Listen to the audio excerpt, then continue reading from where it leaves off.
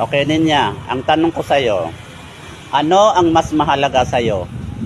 Pera o pag-ibig? Anong pinakamas mahalaga? Pag-ibig. Kasi, ganito yan, sir. Kung pipiliin mo yung pera, mahal mo ba siya?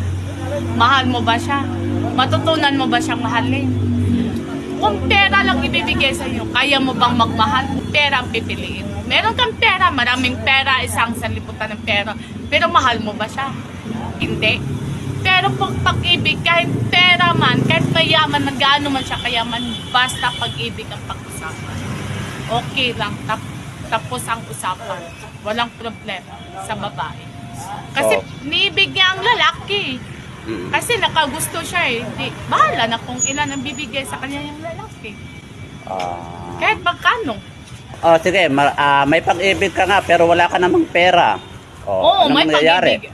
Okay lang, sir. Kasi ginagawa talaga ng Diyos dito sa libutan, pagmamahalan talaga. Yung pagmamahal ng may sa puso. Ng kunting hirap, kahit kunting hirap. Kaya nga sabi sa Bible eh, magtitiis ka dahil titiisin mo lahat ng paghihirap dahil tutulungan ko kayo sa lahat ng paghihirap. Basta lang may pag-ibig. Basta mayroon lang pag-ibig.